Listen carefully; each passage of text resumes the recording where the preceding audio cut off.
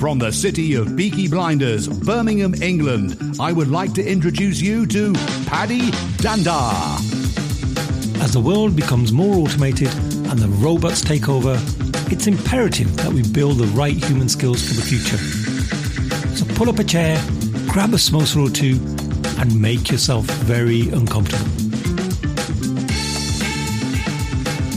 Hey folks, welcome to another episode of the Superpower School podcast. I'm your host, Paddy Danda. Today, I have someone really special. This individual has not only worked for NASA for 20 years, I believe, he's also worked for the U.S. Navy.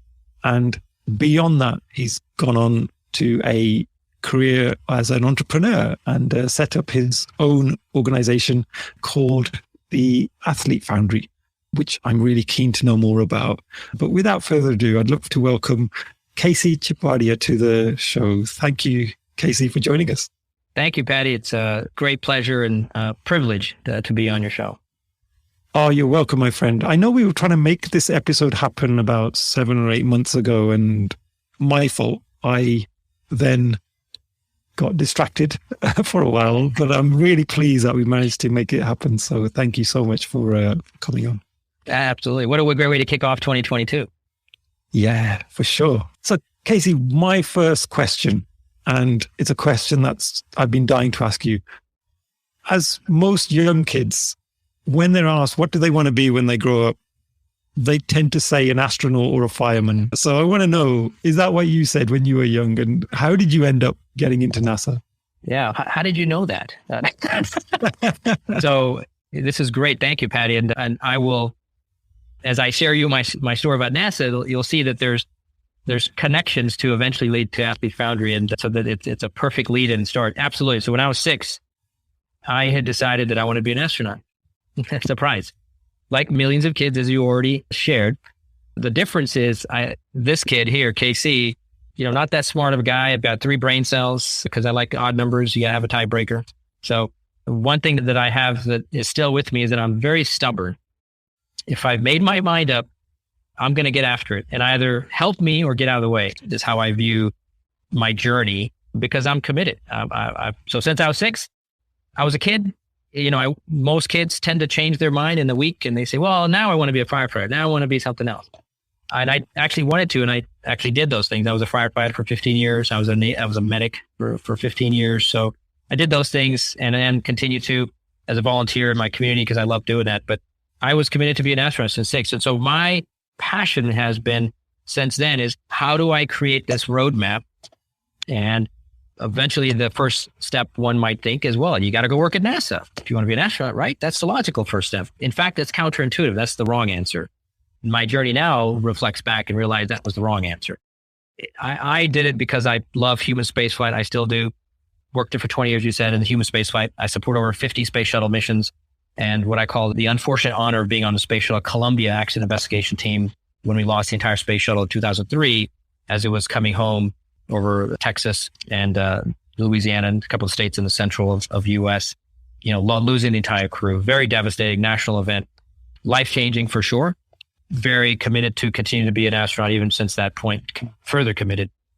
But the first question, I guess, is how did I get to NASA? And what's interesting is one particular main way to get to NASA, like any company, a lot of companies, is you have to internship there. You have to, that's a foot in the door.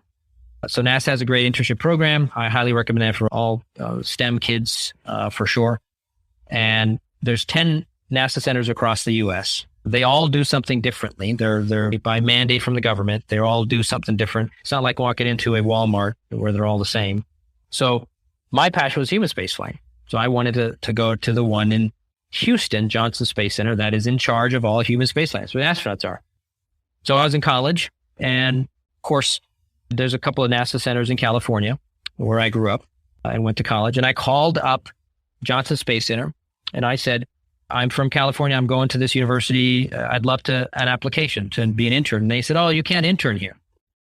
I said, what are you talking about? You're public government. Oh, yeah, no, but you're in California. We can't touch you. You have to go to the California NASA centers. I said, but they're not the same. I want to go to the Houston one. And you would think that it's mind-boggling. The good news is it doesn't exist today. So that rule is gone. Good. But back then, I was blown away thinking, I'm confused. I feel like I'm in the twilight zone. What are you talking about? I can't apply there. And so I'd call 20, 30 times every single day. I'd call them. Can you please send me an application? Every time they'd say no. They'd say no. I keep calling. They eventually got so tired of me. They said, let me just send this guy an application and hopefully probably go away. That's what they thought. So they sent me the application. I got it. I was like a kid in the candy store. I filled it out, sent it in. And then guess what? I kept calling them if they've made the decision for interview. And so I kept bugging. I kept calling and they would just say no. And eventually they thought, well, let's interview the guy. I mean, geez, let's just interview and say no. He'll go away. So they eventually interviewed me. And they thought I'd go away. And of course, again, I would not go away. So I kept calling them about, have you made a decision? Have you made a decision? And boy, I think they just got tired of me. And eventually they selected me. And they thought, well, he's this determined. I guess we might as well let him in. And so what interesting is I go to my first day. I could not find a happier kid in the world than me. It was my first day at internship in Houston. Packed up all my stuff from California. I drove from California. It was 33 hours nonstop with a bunch of coffee. Showed up there. Had a bunch of other interns that were starting. And I looked around and I asked, did any of you have this much of a hard time? So you couldn't believe what I went through. And I said, I bet you had a hard time too. And they all said, no.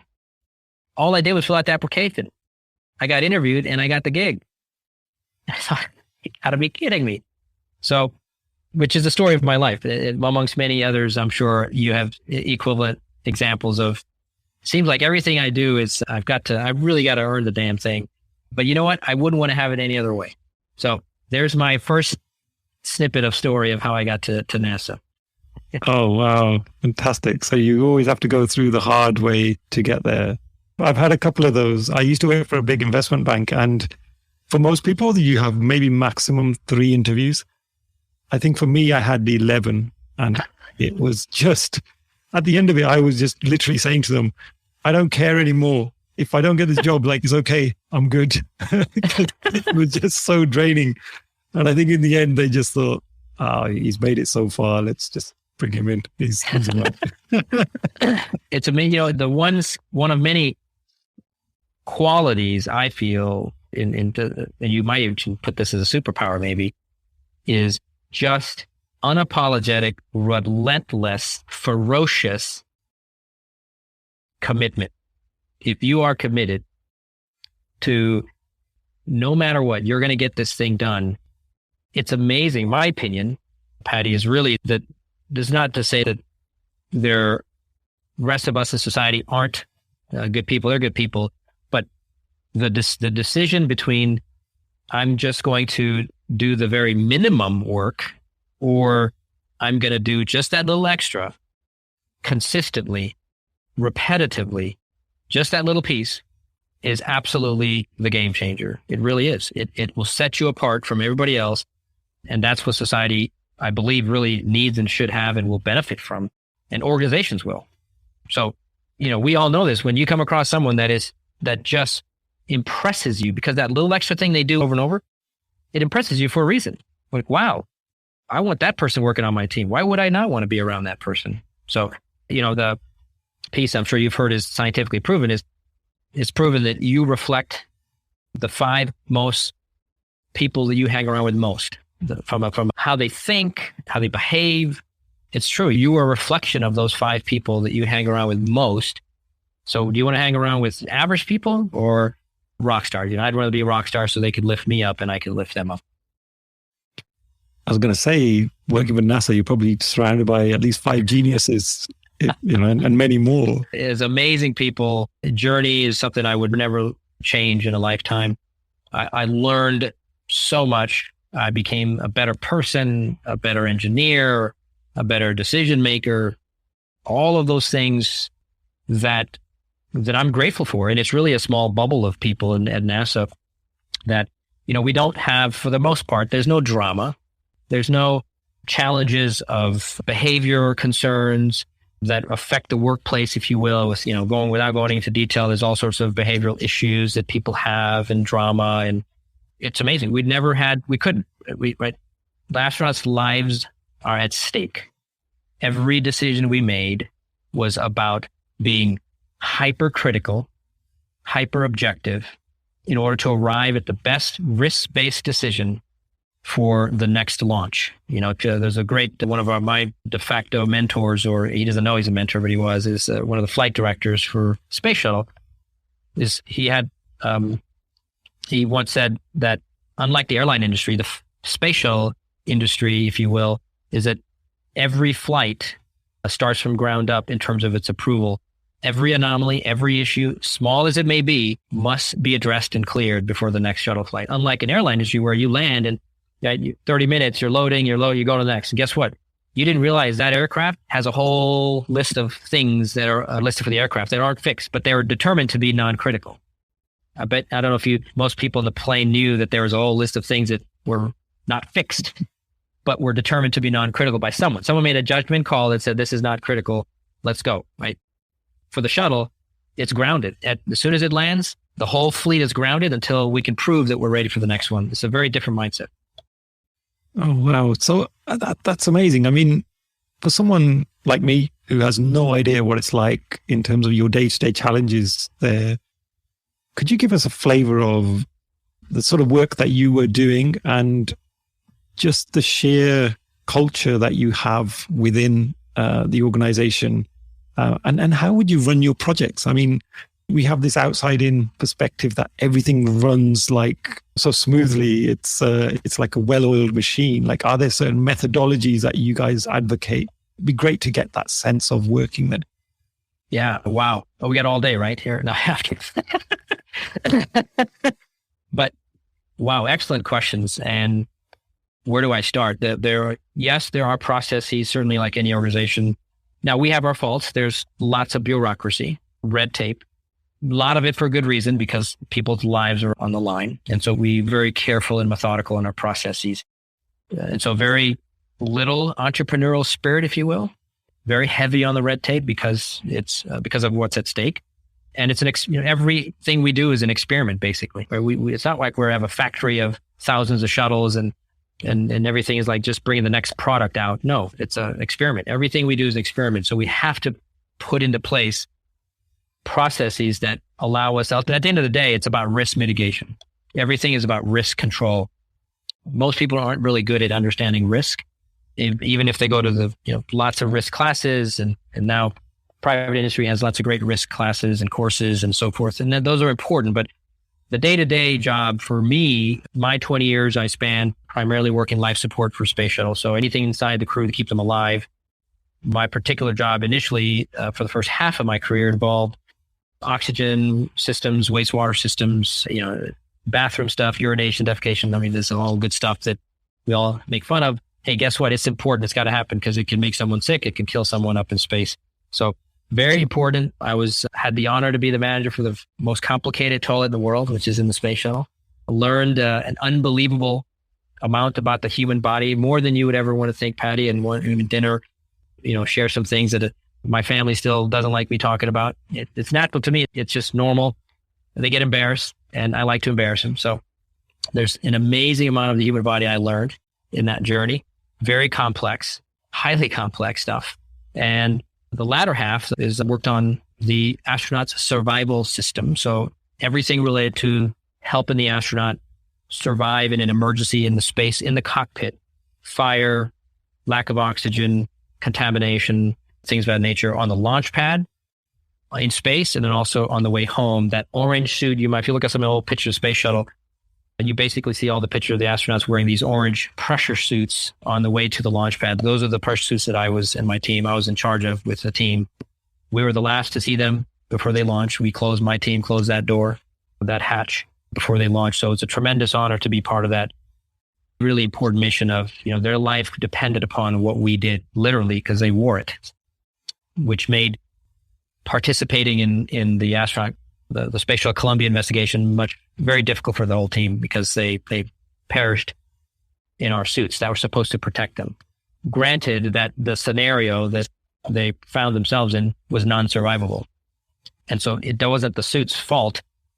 It still doesn't mean that we can't think and feel that why didn't our suit do something? It should have done something. So there's an emotional component to it as well as a technology and engineering component to it. But the day-to-day business of us was really about the next shuttle and the next shuttle. How do we resolve our issues? Because we were learning. So every time the shuttle came back, our job, the entire, not just me, but the whole team at NASA is really about what did we learn from the shuttle that just came back? Everything from the spacecraft to the systems to the experiments. And how do we apply that to the next one? We had to be confident that we learned something new and that we could apply that to make the next shuttle that much a little bit safer. So we were it was a fast moving train, I should say that. Granted, space shuttle missions were many months apart, but as you know, it's years in the planning. Every shuttle mission is years in the planning. And so it was almost trying to just keep up. There's no time to breathe because we're always thinking of the very next one. And as soon as the one comes back, we're already far deep into the next shuttle mission.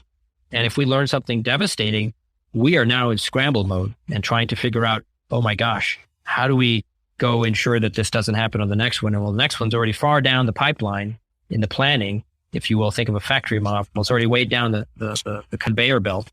How do we intersect this conveyor belt and not affect any of the previous certification that's happened and make sure that it's ready? And sometimes that means making that tough call. We're recommending up, our chain of command, which is we're not ready. We tried our best.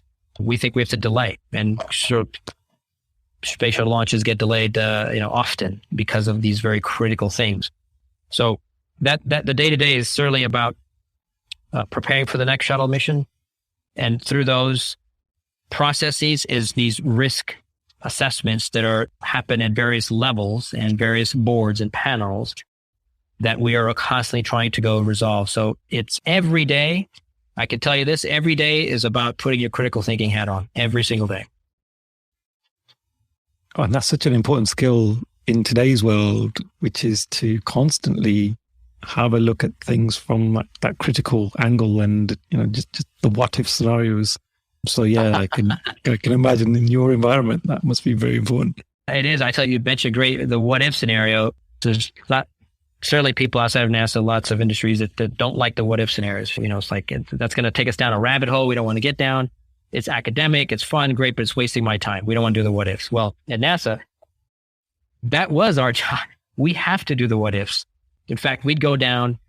I can tell you how many times I've heard myself say the phrase like, wow, I didn't know that would happen or that I would see that, because we had to always think always outside the box. And to say a cliche phrase there, always had to think outside the box because we really did not know what would happen. I have seen things happen to my hardware that I never thought would happen. And it was down to the molecular level to think, wow, that is amazing. I didn't think that would happen. How did that happen? Scratching your head. And so we pull in all the experts, and we have great experts, PhDs and practitioners that were just fantastic at their things, from guidance systems to propulsion to electronics to avionics to manufacturing.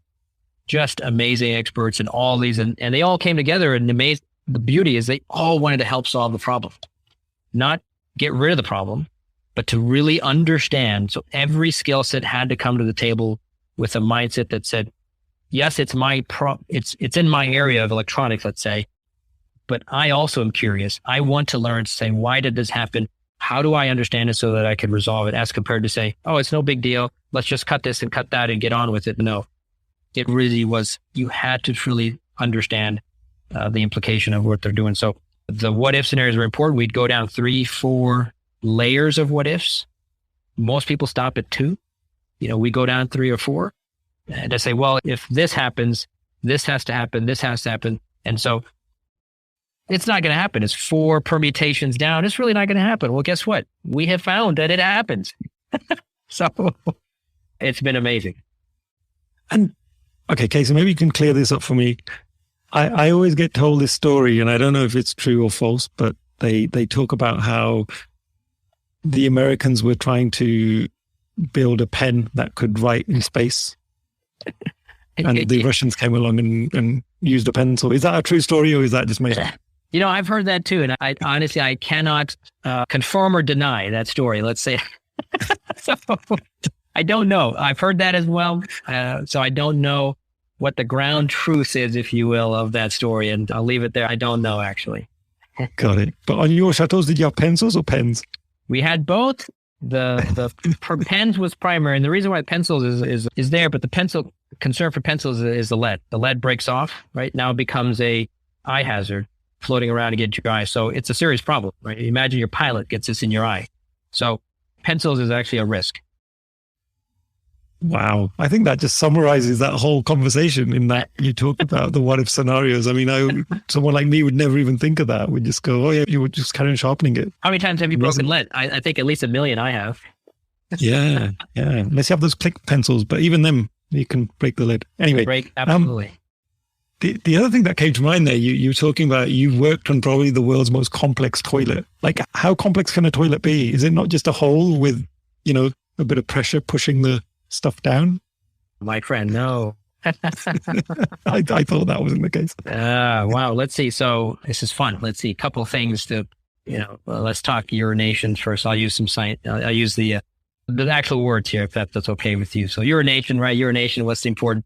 Very different from male, female anatomy. Female anatomy, very complex in handling urine in space. So when you urinate, of course, you pressure collecting urine. And so it goes down the right spot in the toilet is important. So that's first is ensuring that the trajectory is correct down the toilet. So that requires a vacuum. So imagine just your home vacuum, if you will. Don't try this at home, please. So vacuum. The vacuum itself creates a airflow around your body that has to be very specific. It cannot be any airflow. So that airflow has to be very specific, because otherwise what happens is it creates a tornado effect that splatters. And now all you have is just eruption of urine everywhere around your butt, which is not good. What happens then is, of course, urine is splashed outside into the cockpit, and now everyone's worried about dodging urine pellets and balls, which can be a hazard and so forth. So collection of urine is important as it goes down to the hose. What happens there is, now guess what's in there? It's air and urine. Well, it's no big deal on Earth. The air, what happens to air? Air usually rises, right? Liquid goes down. Doesn't happen in space. So storage is premium, very premium in space. So I have to store this not in a tank that has air and liquid, because that would be massive. I got to get rid of the air. I only can store liquid. That helps me be very efficient. So I have to separate the air from the liquid.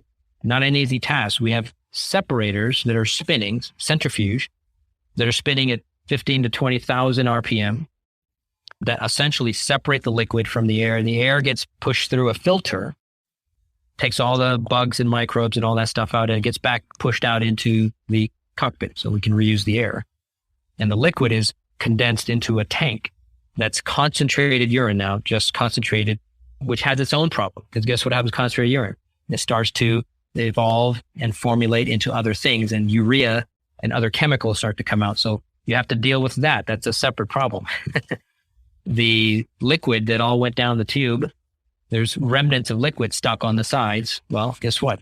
Stuff happens if you leave that alone, if you don't clean it. On the feces side, when you defecate, even harder problem. What people don't realize, urine is different. You're pushing it out. Well, feces is not being literally, it's being pushed, but not really.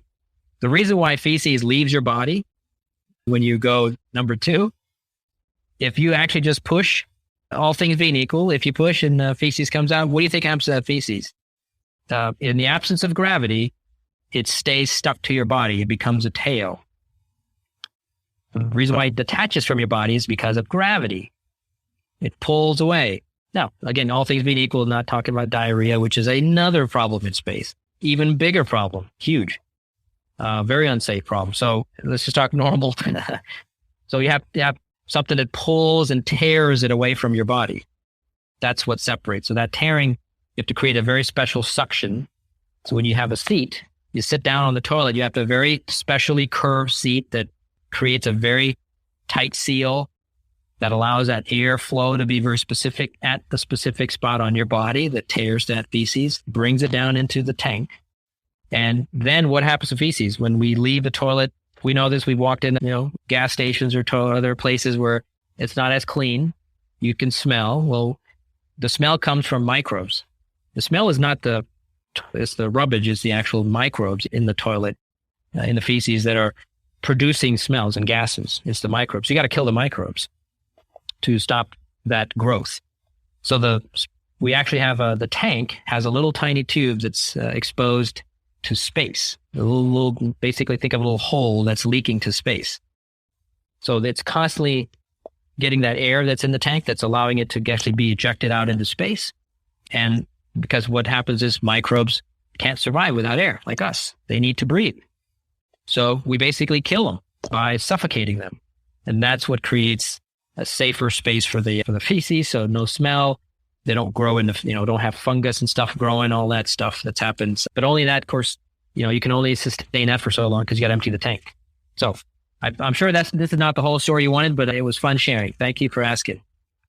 Oh, Casey, that's been such an education for me. I think, I can now appreciate why your family don't like taking you out to dinner and talking about some of your work. So I'm sure a few people will be put off their meals. So apologies to anyone that was having their dinner, but it's such it's such amazing insight because, like I said at the start, for me, I just see a hole and a very simple design, but actually the engineering that must go into all of that sounds very complicated. So thank you so much for sharing that. So Casey, the other question I had now, for a team to work on such a high profile project with so many complications, you've got so many different skills, so many people involved, you need good leadership. So what is the magic source? What is the secret source of leadership that you would say helped you guys really, be led in the right way? That's wow. I truly do that there's several components to that. And I'm a work in progress leader, if you will. I'm constantly learning and trying to improve my skill set in that area. And I always will be until I die. And the first piece though is you have to bring everyone together to a common vision. If we can't agree on a common vision, the rest doesn't matter. It really doesn't. So, and I had the advantage, which was NASA, as compared to what I'm doing now with Athlete Foundry or any other project, any other company you can think of, is, hey, we're going to build this next feature on the widget, on the software or on the hardware. How do you get people excited about it? You got to have that common vision. If we can't agree on the vision, and I have found, believe it or not, even at NASA and Navy, there's actually lack of that. There's a lack of clarity in the vision. We all know what we think we're here to do in the team. Oh, we're here I'm an accountant. So my job is to be the accountant person. And that's all I'm going to focus on. They don't understand how it's connected to the bigger vision. Everyone, I don't care if you're a janitor or not, everyone should have a clear understanding of what their role is in the vision. And I'll come back to that in just a minute, but I'll share a story, which is true, the NASA story about the 1960s and President Kennedy at the time in U.S. before the moon missions. So he came to visit Florida, do a tour, and there was a janitor in in the buildings. And he actually asked the janitor, sir, what are you doing? You know what the janitor's answer was? My job is to put men on the moon. Could that person recognize that if they didn't clean, they're in a very specific clean area, which is very important. If they didn't do their job for cleaning, the next person could theirs, the next person could do theirs, the next person could theirs, and eventually led to that person in the cockpit. That janitor knew precisely the power, what that individual's role is and the ripple effect. And I believe that actually is not as prevalent as you may think in industry in today. So my philosophy has been in everything that I do is inclusiveness of everybody as maximum as I can, within reason, of course. So for example, one of the things that on the Navy side that some leaders are doing and I'm doing is when a project occurs or some mission they're planning, they invite everybody. Everyone should have an opportunity to at least listen. So if we're doing a very time sensitive mission, let's say if you're doing I'll equate to a sprint or something else, let's say that's time sensitive. Every morning at 8 in the morning, let's say, we have a conference call. Guess what? Not just the C-suite or the leaders, everyone. Whatever your job is, including the janitors, everyone gets a chance to listen for 15 minutes to 30 minutes to understand the big picture. where do we stand? What happened yesterday? How does that affect today? Because when they walk away, they may say, well, I'm not really participating in that thing, but my role contributes to that other thing that we're doing. So let me make sure that today my thing is correct and as best as I can. So involving everyone allows everyone to truly grasp that vision. And that's where I think you start from in terms of true leadership. And then the rest, the things that we might think come from, patience and listening to folks, being objective, but being very specific clear on where we need to get to and what that time frame is. So people love to have a mission understanding, which is the vision piece. What are the steps to get there?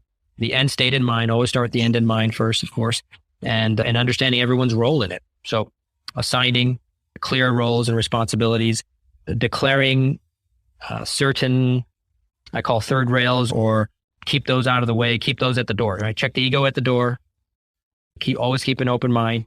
It's about eventually we all need to get to that end, that finish line, and how we get there may change along the way. So be flexible and agile, and be no drama. That's one of my other rules. I say no drama. I have a no drama rule. So, and I think I've heard others say, don't be a jerk. No one needs to be a jerk. So. Oh, I love that. No drama. That's a great way to look at it. And just going back to the purpose that you mentioned, I was training a group of people that work for the Inland Revenue here in the UK. They basically collect tax. And I asked them, I said, so why do you do the work you do? And most people just turned around and said, well, we've got to make sure everybody pays their tax. So, we're here. We're like the police. And it was quite interesting that there was no one that had really thought about the true purpose of their work. And just like you say, it's really about the why. Well, that's not the reason. If that was the reason you wake up every morning and come into work, then that's a pretty boring job. But when we delved into it, and I kept asking them, so why do you do that? And why do we collect tax? Oh, it's because of this reason. Turns out they help fund amenities that the community needs. Like if they didn't do the job they do, we wouldn't have the brilliant schools and all of the other infrastructure around us. Now that's really compelling. So I totally sort of, resonate with everything you've just said there about really understanding your purpose behind what you're doing. That's a great story. In fact, it reminds me of a Stephen Covey story. I don't know if you know Stephen Covey, of course, most people do. There's a research that he did, thousands of companies. He went around the companies and he just taps people on the shoulder. It doesn't matter where you're at in the pecking order. He says, hey, sir, what is your job? What do you do? Do you know what is it what is the big picture vision? And their answers, 80% of them did not know what the bigger picture answer was, the vision. They just said, well, my job is just to make sure that I click this thing right, or I collect the taxes, as you say. I don't really understand or know what it connects to in the bigger picture. And that is mind-blowing. 80% plus don't have a single idea what their mission is. What are you doing and why? I've applied that, by the way, that strategy in my teams on the Navy, for example. And I go around, tap them all when I first come to a new team. Hey, what is our mission? What do you do? What do you think our mission is? And the results, exactly what Stephen Covey's answers are, is that they don't really understand the bigger picture. They're not the bad people. They're good people. They just don't really understand that bigger mission, and how their part connects to that is so powerful. It really is.